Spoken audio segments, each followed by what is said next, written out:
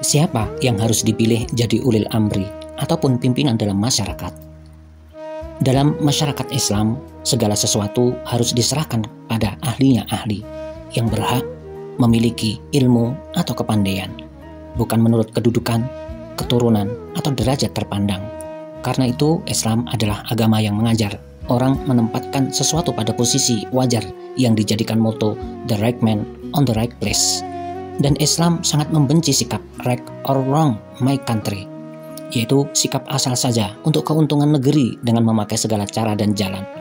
Islam bukan bersifat nasional, tetapi internasional, di mana orang yang menganut satu ide saling membantu dengan jiwa persaudaraan dan membenci atau sekurang-kurangnya tidak menyukai penganut ide lain, walaupun saudara kandungnya dari ibu bapak yang sama. Karena itu, Islam bukanlah agama yang membenarkan sistem feodal dan kerajaan yang sifatnya pusaka keturunan, juga tidak membenarkan fasisme yang didasarkan atas kekuatan tentara, lalu menjajah semua daerah yang dapat dikuasai tanpa norma hukum yang diturunkan Allah. Dalam kehidupan sehari-hari, tentulah dibutuhkan lingkungan daerah kekuasaan, di mana berlaku hukum dan pengabdian untuk Allah sendirinya. Dalam daerah itu juga harus ada pimpinan tertinggi bagi pelaksanaan hukum, begitupun pimpinan-pimpinan lain yang memimpin bidang-bidang khusus tertentu, seperti bidang ekonomi, pertahanan, pelajaran, luar negeri, dan sebagainya. Masing-masing pemimpin ini disebut ulil amri, termaktub dalam surat keempat ayat 59 dan surat keempat ayat 83. Namun, semuanya adalah orang-orang terpilih yang didasarkan atas kepatuhan pada hukum Allah, kesanggupan dan keahliannya.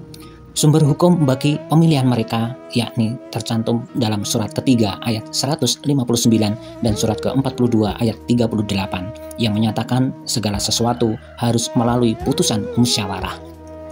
Maka contoh ciri bagi mereka yang hendak dipilih seperti tercantum pada surat ke-35 ayat 28 dan surat ke-49 ayat 13. Jadi yang takut kepada Allah ialah ulama, yaitu para sarjana.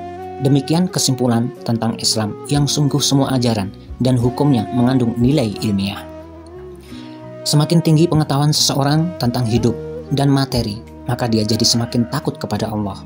Keadaan itu tentulah ditimbulkan oleh keinsafan yang dia peroleh dengan pengetahuan tersebut, hingga dia lebih mulia menurut penilaian Allah. Akhirnya benarlah pendapat yang menyatakan bahwa teologi adalah puncak sains, sesuai dengan maksud surat ke-81 ayat 26, 81 ayat 27 dan surat ke-112 ayat 2, bahwa menyatakan Allah adalah tujuan samadi, ujung dari segala pemikiran. Ke planet manapun manusia pergi, akan ternyata ketentuan yang tercantum dalam Al-Quran benar-benar cocok dengan pemikiran wajar dan bukan atas dugaan dan prasangka. Dengan penjelasan yang diperoleh dari surat ke-35 ayat 28, begitupun surat ke-49 ayat 13, dapat pula ditentukan bahwa kesarjanaan seseorang belumlah sempurna jika dia belum memperhambakan diri kepada Allah menurut hukum Al-Quran. Setiap orang boleh saja memprotes keterangan ini dengan berbagai alasan dan dalil-dalil tersusun. Sementara kita hanya menjawab dengan mengemukakan dalam surat ke-2 ayat 130.